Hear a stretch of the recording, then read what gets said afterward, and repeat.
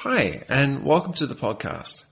My name is Michael Yon, and this episode is on the pyramids. Who built the pyramids? So, Kuntarkis, welcome. And firstly, who actually built the pyramids?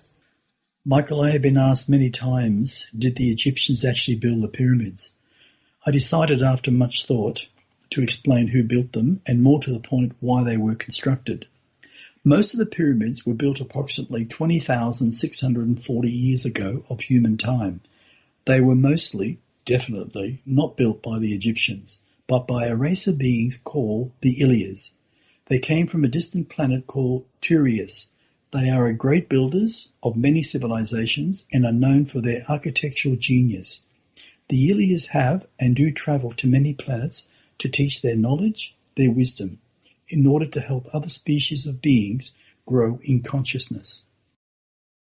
This alien race you call the Ilias, when did they first come to Earth? The Ilias first came to your planet Earth nearly 24,000 years ago. They passed a great deal of knowledge onto your humans, called the Mesopotamians at that time. These Ilias, what did they look like? Well, you know what people think, Michael. They always think they look like little greys, and everyone thinks they're insects all the time. But most people never realise that a lot of alien races are human in actual appearance. Now, just before we go on to this, I've got to explain something very interesting. I was going through all my books in the boxes downstairs that I haven't touched for about 3 years. And as I was going through them, I was sorting them out to give away so many, but I found a photo, A4 size, and I looked at it and I said, wow, this is interesting. And what it is President Bush, the son, you know President Bush, the ex-president? There's a photo of him looking at an alien being that stands about, say, 6 to 8 inches taller than himself. He has no body hair. The top of his head is slightly taller. The side of his face has got this caved-in section that looks very bony. And he has his forearms from his elbows are longer than humans, but shorter from the elbow to the shoulder. The bodies are very thin, very well structured, not very broad in the shoulders. And it looked like he wasn't wearing any clothes. So that means their genitals do not, or they're not exposed. They must be internal, like I've explained how some are, if they're not mating. They actually aren't shown. They're inside. Well, this being is shaking the president's hand with both his hands. And the President Bush is just looking at him totally dumbfounded. It's a very interesting photo, and I've got to go back and try and find it. I said to my darling, we should actually take a photo of it, scan it, and put it up on our website, and also probably on LinkedIn or something like that. Because you know that it was a real photo. Oh, yeah. I feel like I've seen this photo myself. The president is standing on our right, and the alien is standing on the left. Yes. Yeah. I think I've seen that somewhere. Yeah. But even though we've seen those photos, a lot of them aren't on the internet anymore, are they? No. No. I think they've all been taken down. But this one, I've got it, and I'm going to actually scan it and put it up. So you've got this as a part of an alien book or something? No. It's just a separate photo. Oh. Separate photo, yeah. Interesting. Yeah, very interesting. All right, just to answer your question. The Ilias are human in appearance, and the only difference between humans and the Ilias, they have either red or ginger-coloured hair.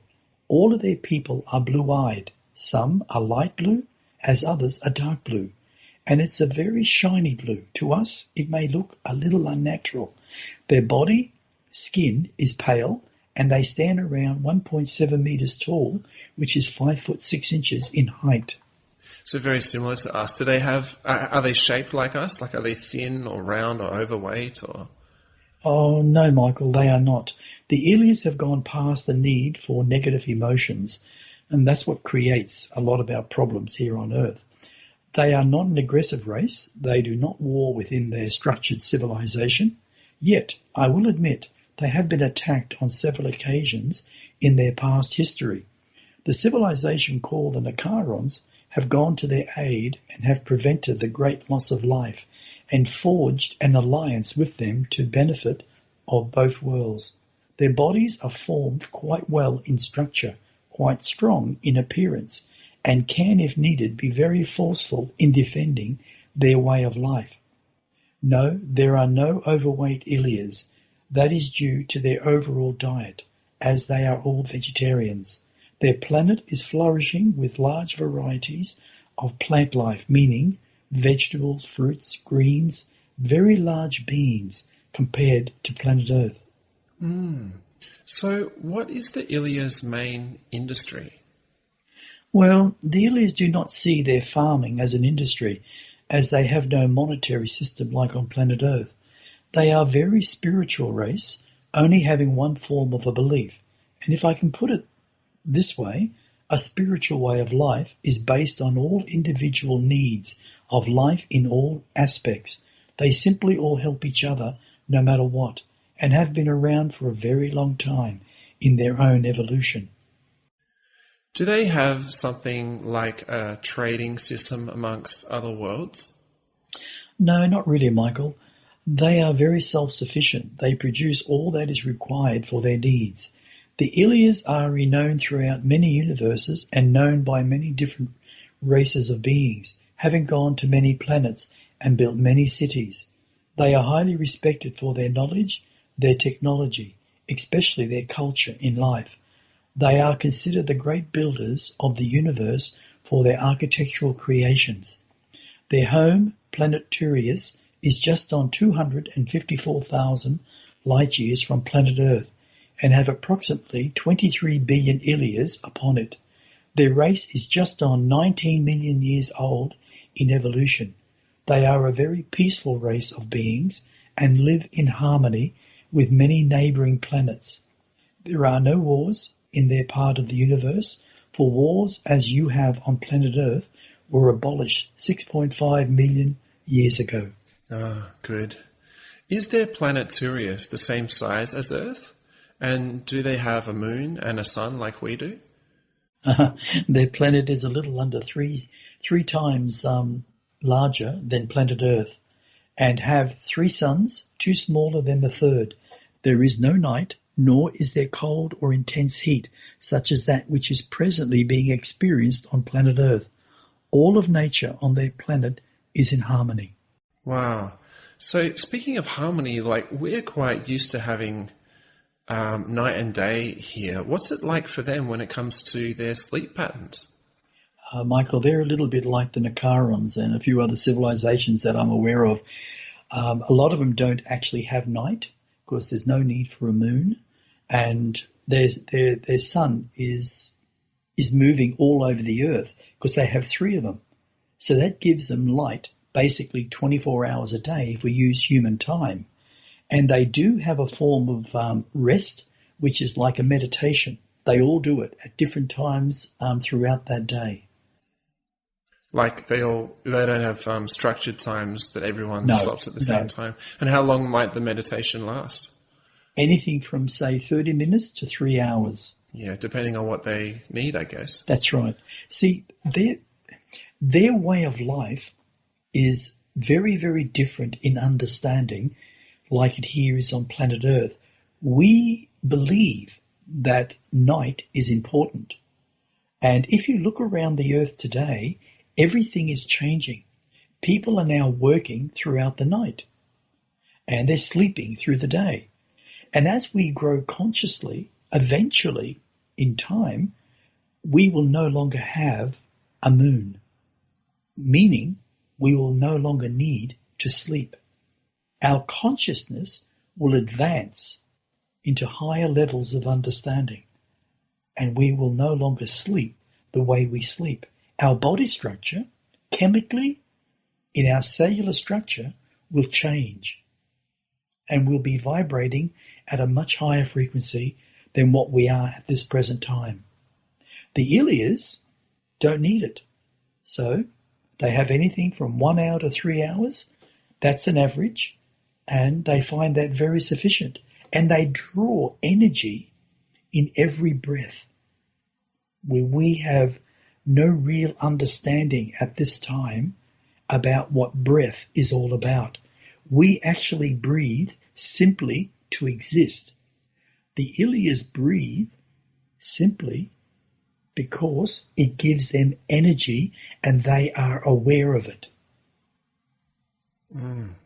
It's living energy. That's why I talk so much about it. Yeah. And when you said moon, did you mean sun because of the sunlight going away, or did you mean that the moon actually has an effect on our sleep as well? The moon has a very big effect on our sleep. Yes, it has a very big effect because it literally controls the energy frequencies of the earth in many ways. If you took the moon away, the tides would change, and the mammals within the oceans would be so confused because they live to their moment in evolution.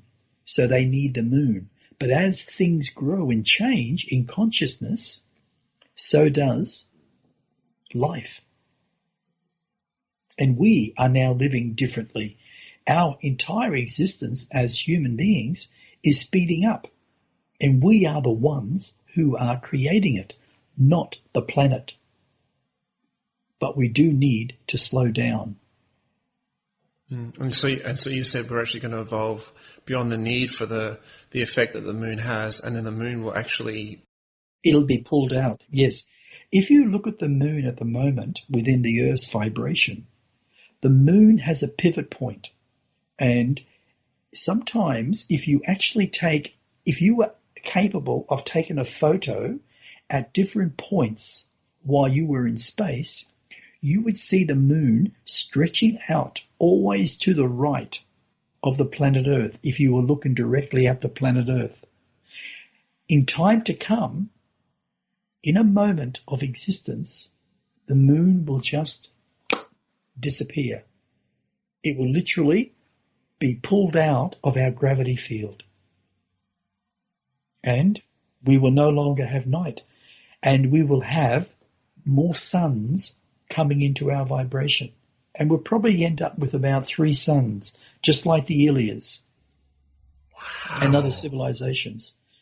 Yeah, it's changing consciousness, Michael. That's what it's all about. Gee. Change in consciousness. Wow. Well, my next question feels a lot smaller than what we were just talking about. My question is, are there crops grown like we do here on Earth on the Turius? And what about their animal kingdom? Do they have animals? Well, for a start, all of their vegetation is very colourful, and they allow natural growth to flourish in their forests, including the foods they consume. They do have animals, but do not harvest them for consumption. As I stated above, all the Ilias have evolved beyond being a carnivore. They eat only of their plant kingdom. They farm their plant food, such as rice, beans, vegetables, and fruits, but they have no drugs of any sort. Drugs were outlawed, and alcohol disappeared because the Ilias saw what damage these substances were doing to their people, and especially their level of thinking. The Ilias realized that to grow consciously, they needed to change their thoughts, their habits, and especially their diets. Wow. This is one question I've been wanting to ask you, Kuntarkis. What about their homeworld when it comes to their buildings and their homes? The Ilias homeworld has great constructions for housing their people. And this is something that I think a lot of people on planet Earth would find very, very hard to comprehend. And that's not a put down, because even myself, when I started to find out about all these different pyramids, the sizes, the height, I found it just incredible. But several thousand of their pyramids are 7 times the size of one called the Giza that is on planet Earth, which was built by the Ilias, and are all over their planet. There is no pollution on their planet, and all their power comes from their 3 suns at this present time. But there is a massive swing to natural power being created from living energy, which the civilization called the Nicarons are helping them to achieve their outcome in exchange for building some massive pyramid skyscrapers, which stand at 3 kilometers high on their planet Nicaris. Wow, that would be a sight to see. Some of our buildings are so high, but to imagine a 3-kilometer skyscraper, yes, that would be incredible. Now, what about the female Ilia when it comes to birth? Is it the same as here? Yes, to a point, Michael. The Ilia female do give birth to children like humans, but they only have 1 to 2 children, never 3 or more. The Ilia female is quite fortunate when it comes to giving birth, as there is no pain in childbirth, and all their births are natural, and the Ilia females' babies are born at home, not in a hospital, as hospitals there are quite small, not like here on planet Earth. They just don't have the diseases like we do here. Speaking of diseases, how long is the average life of an Ilia? This is where I think a human would become quite jealous. The Ilias live on an average between 330 to 400 Earth years of age. The reason being they have a different vibrational frequency within their dimension compared to the earthly vibrational frequency. But also our lifestyle is in reality not a good one.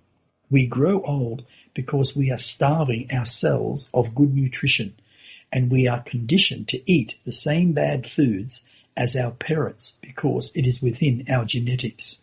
That's so true. Our foods are killing us slowly. So can you tell us when the Ilias first came to Earth and why? The Ilias came to your planet Earth nearly 24,000 years ago.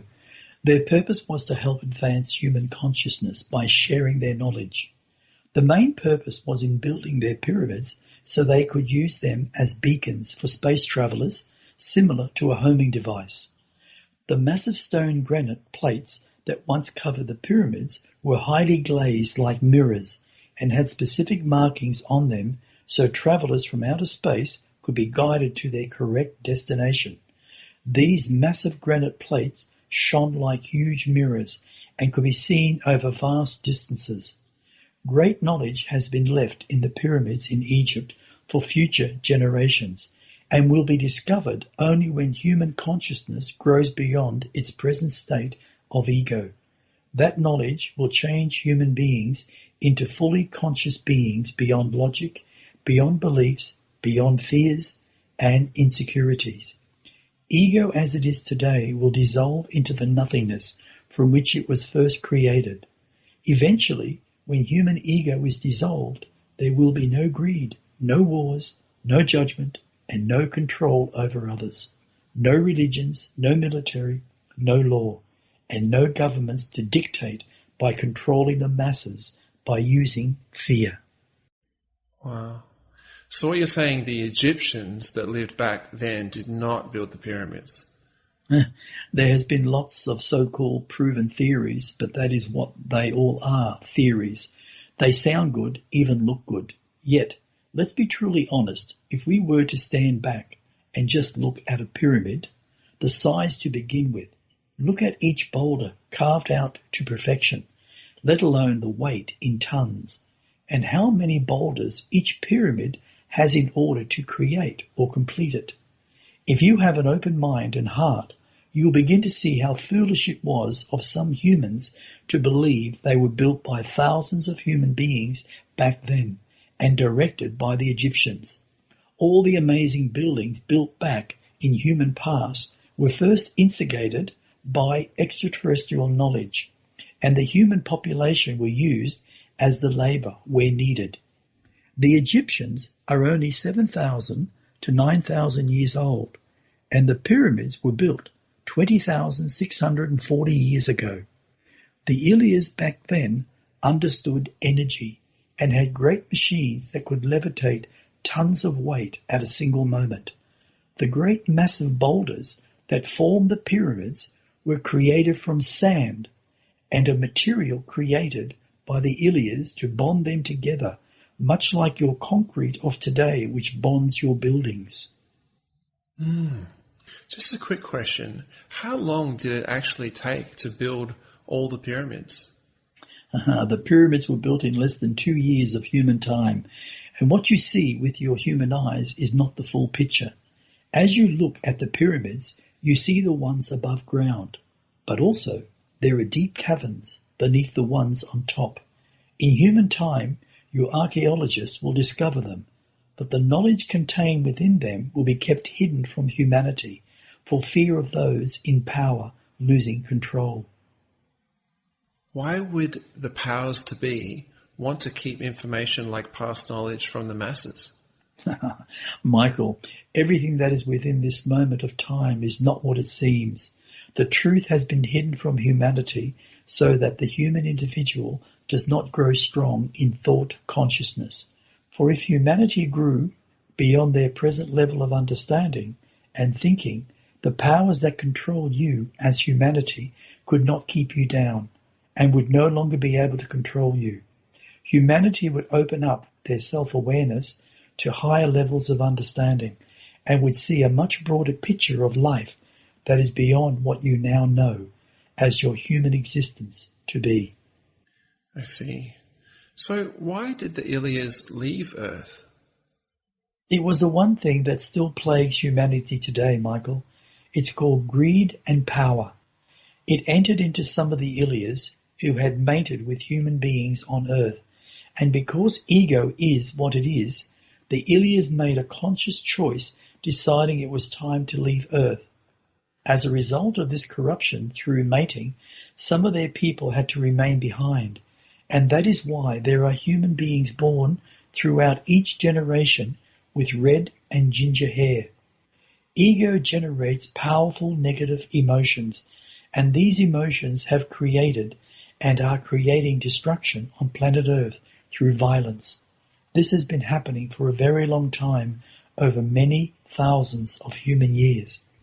What is truly amazing, Michael, the pyramids that had stood untouched for thousands of human years until a king emperor built one massive new city in order to keep out his enemies, the Romans.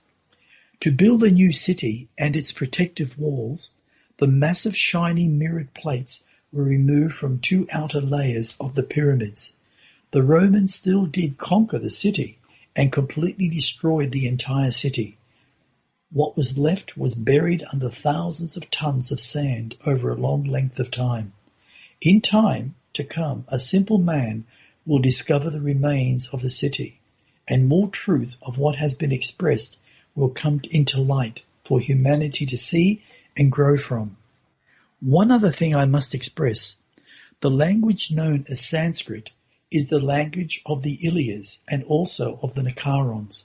This language is universal. All of humanity to some degree are connected to the Nicarons, and deep in your genetics, your cellular matter, is the truth of who you truly are. You all spoke the language of Sanskrit, and your languages on planet Earth today have evolved from Sanskrit. Yes, you've mentioned this before. That's so interesting. So when the Ilias came to Earth and they mixed with the locals, how did they work out their different languages then? How did they communicate with each other? Well, let me use an example of, say, the Chinese language, okay? Now, the main language in Chinese language is called Mandarin. From Mandarin, many sub-levels of languages have been created. It's no different to Sanskrit. As people move, the different thing is that when the Ilias spoke Sanskrit, right, and when the locals spoke English, they instantly understood. But the locals could not understand Sanskrit. So they were taught how to speak that language. The locals were taught how to speak Sanskrit. That's correct. Wow. Wow, that might be where our most recent Sanskrit understanding has come from.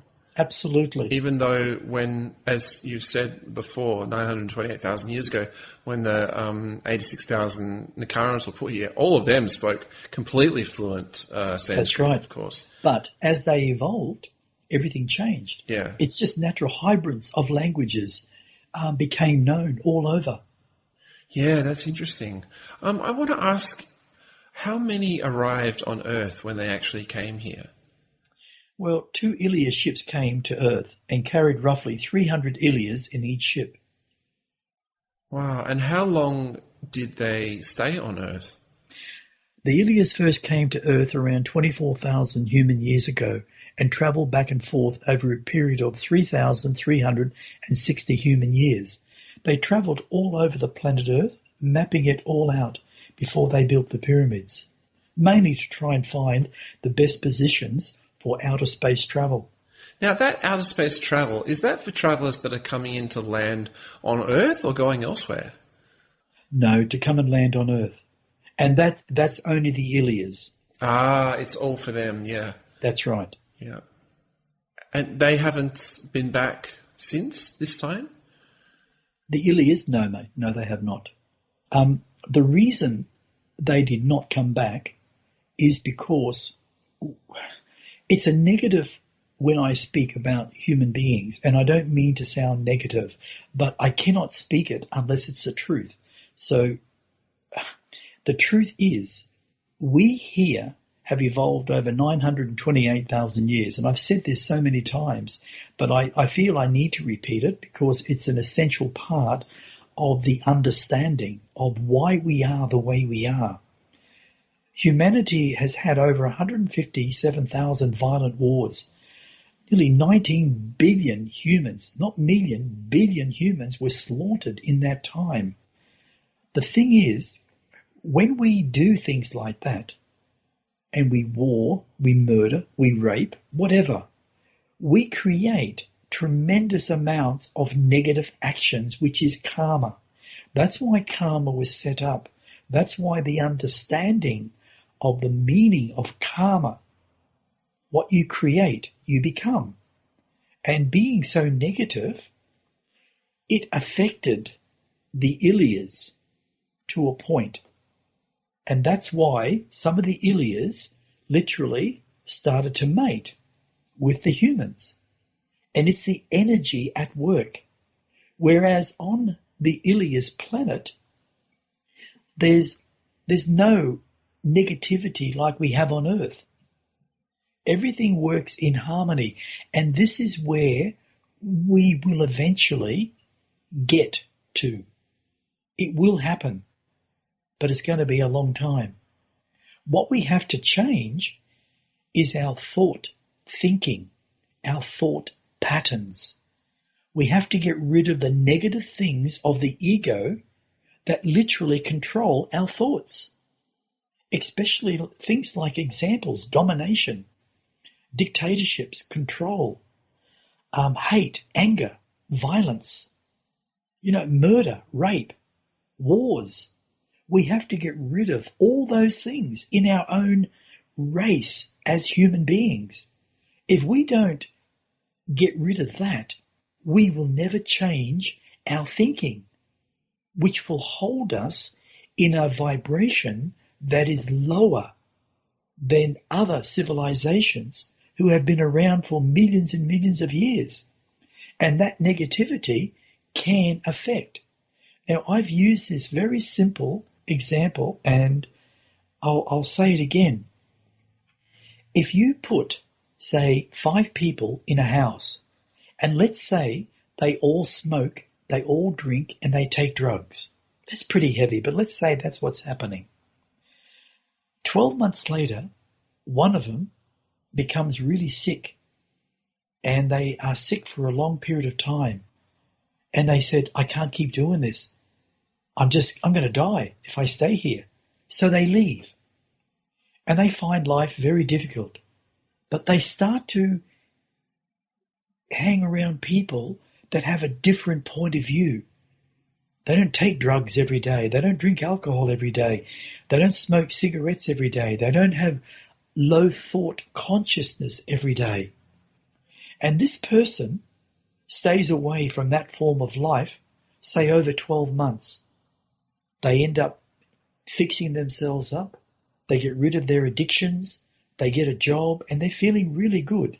and they end up becoming a sales executive or a sales representative, and they travel a lot.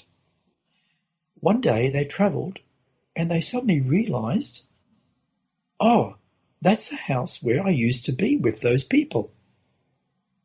Now, he knocked at the door. Let's say he knocked at the door and someone came to the door and they said, oh my God, it's you. Come in, come in.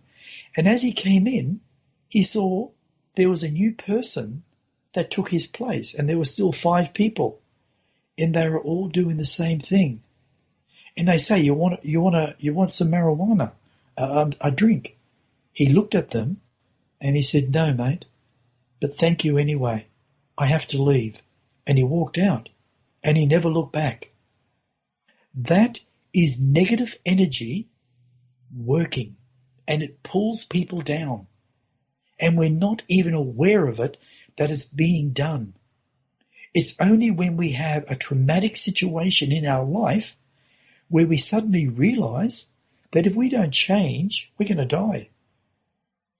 And it's no different to outer civilizations.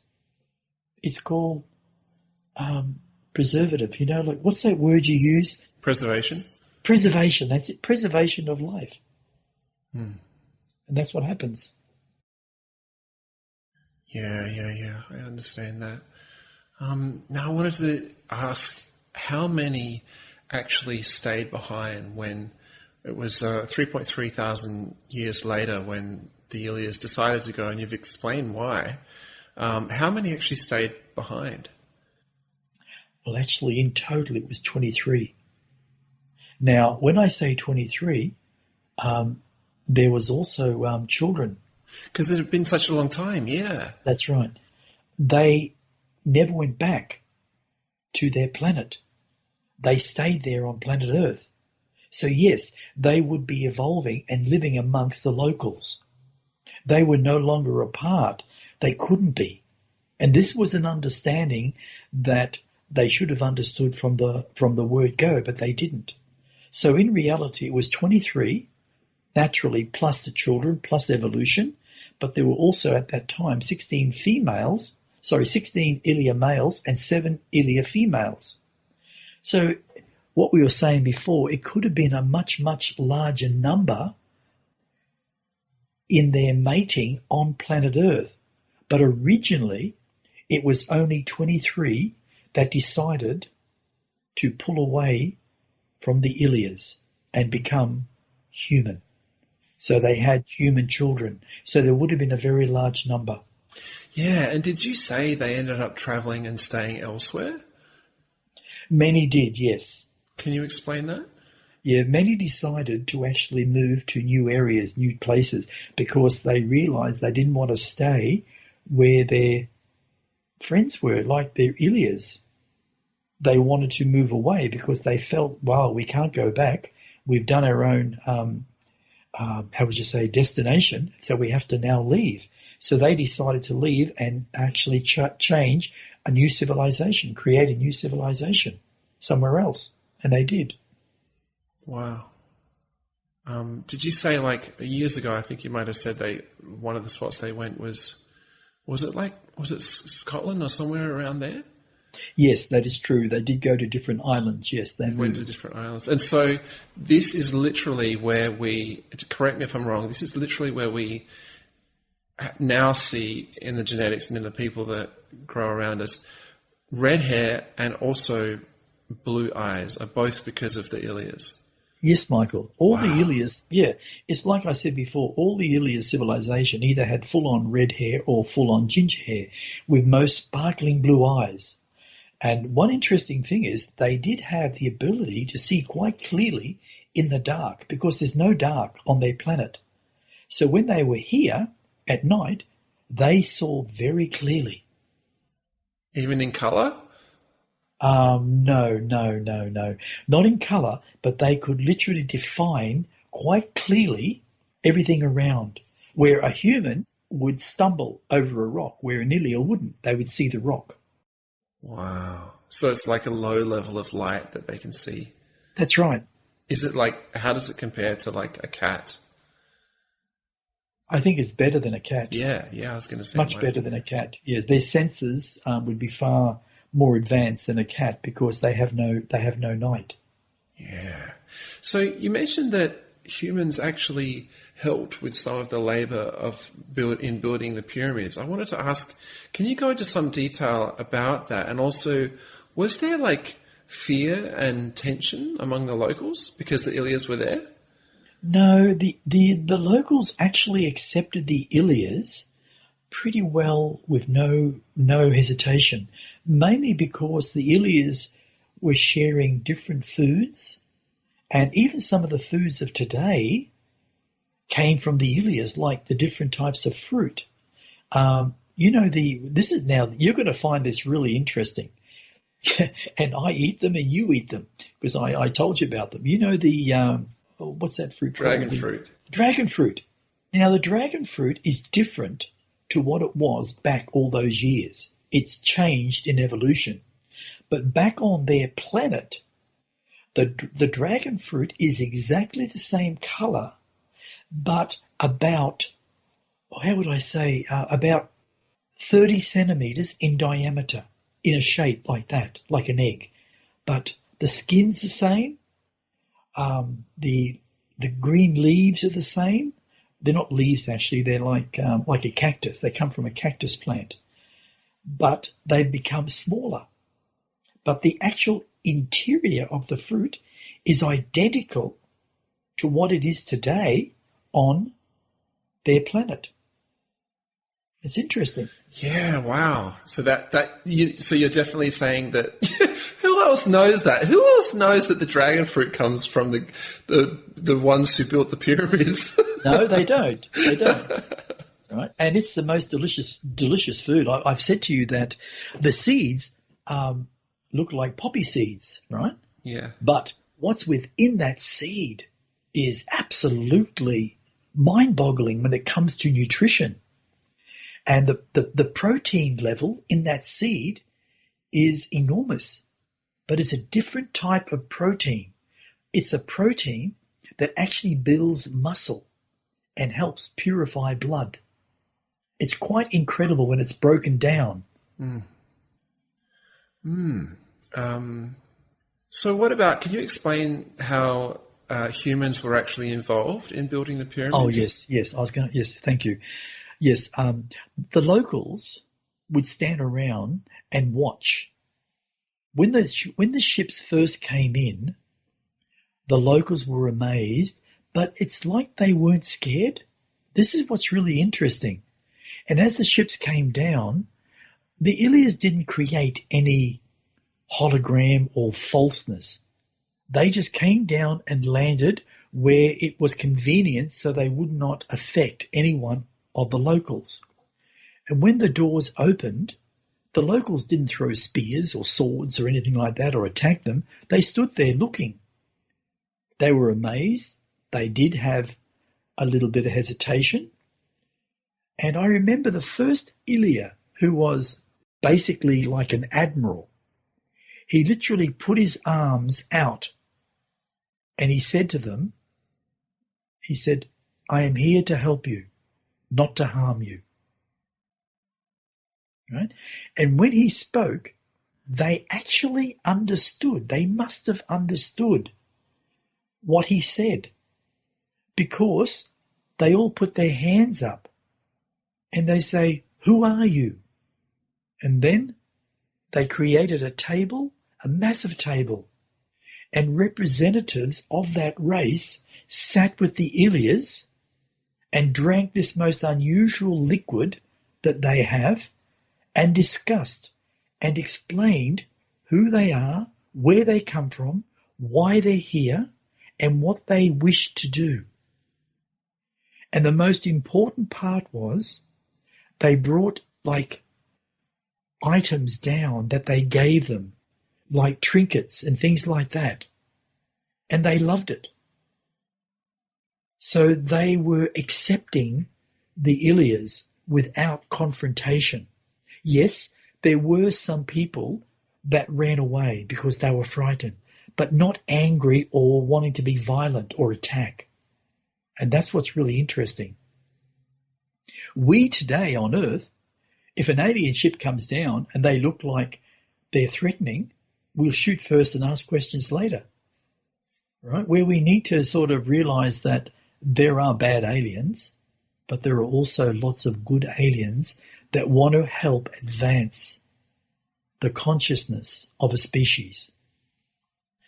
So as time went on, the Ilias showed these plans, what they wished to do and why they were going to do it. And as I said before, they were going to create these massive pyramids, and they were going to use those pyramids so they could travel back and forth, because they had the same type of pyramids on their planet, so they knew exactly where to go. And you could be thousands upon thousands of kilometers away from a planet, and if the sun is hitting in the right direction, you would see this shimmering of light that was shining, and that's the actual plates that covered the pyramids. I mean, if you look at it honestly, the pyramids built out of stone, the way they were, even though they were perfect in perfection, that's not the outer skin. That's actually like a framework, like when you build a house, right? And then you put the brick on the outside. That's why they stuck the shimmering panels on the outside, and they all fitted perfectly. And naturally, they started from the bottom, and they worked up one way, and then the other way, then the other way, then the other way. Now, the locals helped, but not in the form of lifting heavy tasks or heavy equipment, because they had equipment that was so highly advanced in technology that these massive panels that weighed 30 to 50 ton were literally levitated into position, and they were cut perfectly with this type of equipment before they were laid, and they fitted perfectly. And how they fitted, which was interesting, it was like a tongue, and it was cut out one way and the other part would fit into it perfectly. So when the water came on, the water would flow off naturally and not penetrate within. Very perfectly created and constructed. Yeah, I'm sure there'd be some people listening that have studied the pyramids out of great interest, and it's worth mentioning just to honour them and the Ilias that there was a lot of amazing, spectacular precision and just amazing. Like, there are amazing facts about how well the pyramids are put together that is needs just to be mentioned. Let me give you an example here on Earth. I remember when years and years and years ago, many years, I worked in a place that was making pre-pack kitchens. And they were called pre-pack, or actually home pack. And they end up having these saws that you put like a programmed chip, slide it into the computer, and you work on some buttons, and then the machine would start. It would bring up the massive sheets of paneling and would cut them perfectly to the measurements that were on that chip. And then all the people had to do was take them off and stack them. Well, the Ilias were the same. The only difference in technology, they were hundreds of thousands of years ahead in that technology. And they could cut a pyramid with these lasers so perfectly that you wouldn't even have, say, an A4 sheet of paper go in between. That's how perfect they were.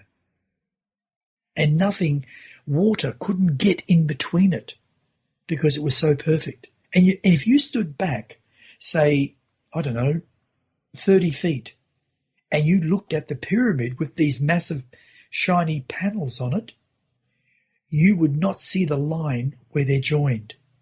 They were that perfect. Wow. Where are these shiny panels now, do you think? Under thousands and thousands, hundreds of thousands of tons of sand in the desert.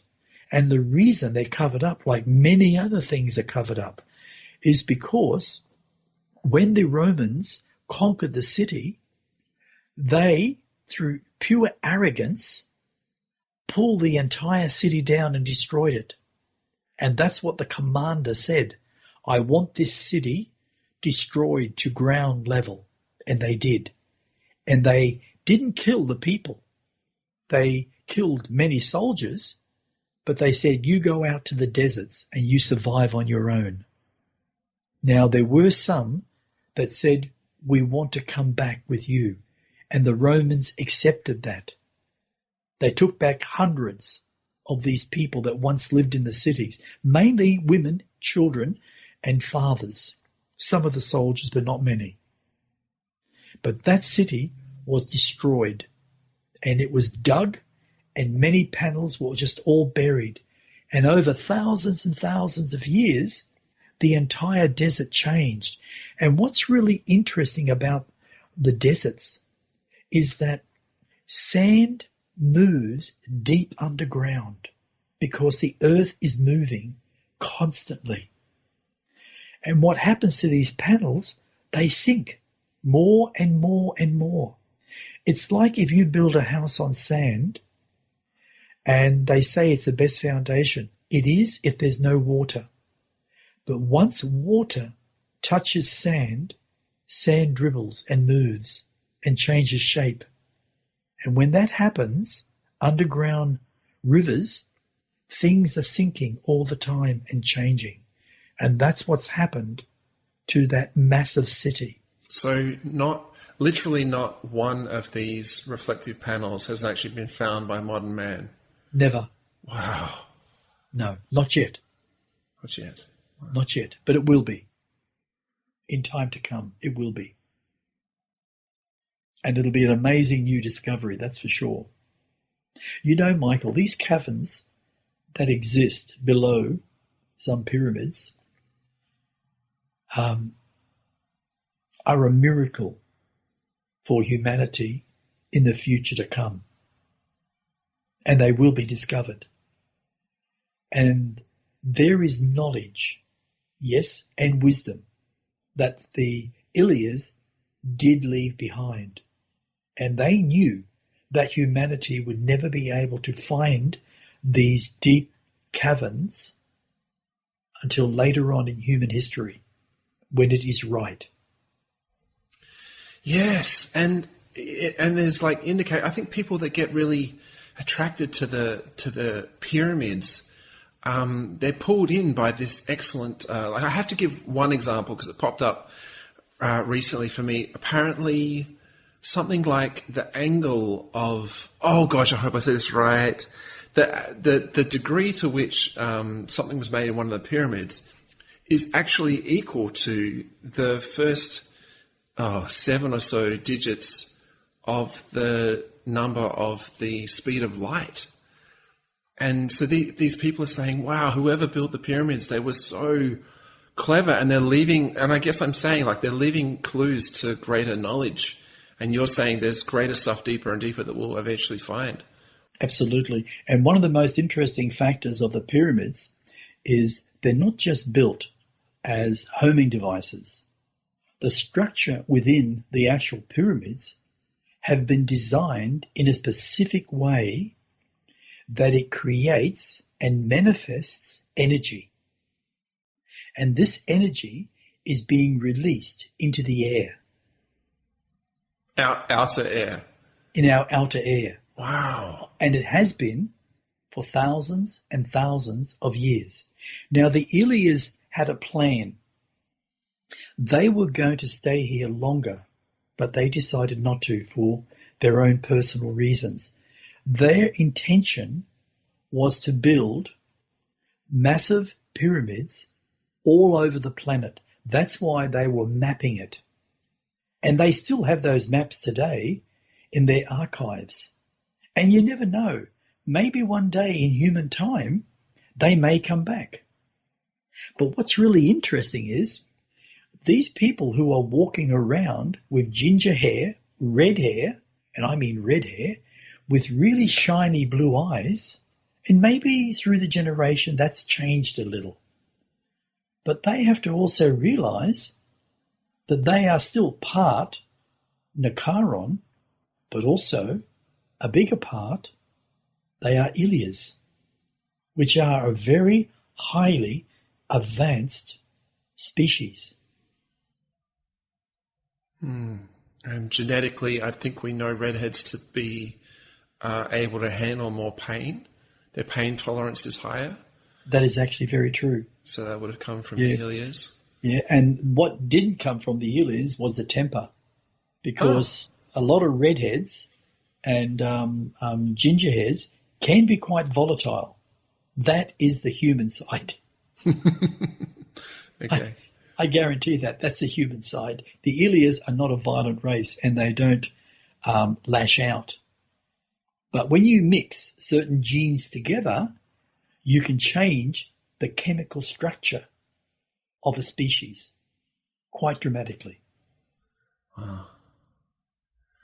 I just had a thought to ask you, do the Ilias on their home planet, do they have a force field shield around their planet these days? They do now. They do now, thanks to the Nicarons. Thanks to the Nicarons. And that's where we spoke about, they had an agreement that the Ilias would design and manufacture the buildings that now exist on Nicaris. As a swap? As a swap for helping them to actually create a force field, but also how to utilize living energy as their main source of power. Cool. So what did the Ilias do for the Nicarons on their planet? Okay, they designed and they manufactured the entire pyramids that exist on Nicaris that stand up to 3 kilometers high. And there are 65 of those pyramids on each of them, of each of the skyscrapers. Stacked on top of each other. Stacked on top of each other. And it's quite incredible. And directly in the center of each of those pyramids, from the ground level all the way up, that is an elevator, designed very, very differently to what our elevators are. The elevator structure has no ropes, no clips, no ties. It doesn't run on a motor. It runs on living energy which has been created into living consciousness. So when a Nicaron gets into the elevator, it'll say, 100th floor, please. And the elevator, being conscious, will automatically lift on its own energy up to that level and open the door. 2 big massive doors that fold back open up, and the person walks out or the person walks in. They say, ground floor, please. And that's what happens. They close, goes down to ground floor. Those elevators have become living consciousness, just like I wrote in my book, The Dream Assassin Volume 1, and now in The Dream Assassin Volume 2. I'm using different examples to show humanity the power of knowing that all things are possible if we truly believe. But we have to each change our thinking in consciousness to higher levels so we learn to understand a higher vibration. Beautiful. So, Kuntarkis, can you share some more with us about the healing properties of the pyramid? Yes, the Ilias have a very, very interesting understanding, and that's why they build pyramids. And the main reason is not just for beauty, not just for comfort, but also the way it's constructed. It's like it catches energy and creates it and filters energy in a way that we don't fully understand. But it's because of angles, isn't it? Angles of shapes. It's to do with the angles, but they're perfect. It's like, say, how would I put this? If you create a building and you're out by 3 centimeters on one end, it makes the whole house out a square. Where with the pyramids, they are so perfect in their alignment. And they learnt to understand when they designed it that it can house energy. And that energy can be increased more than what it is. So if you actually stand inside a pyramid, you can actually be healed over a period of time. But not just healed. It can also slow down the aging process. So the more you live within a pyramid, the better it is for you in your lifestyle and also non-aging.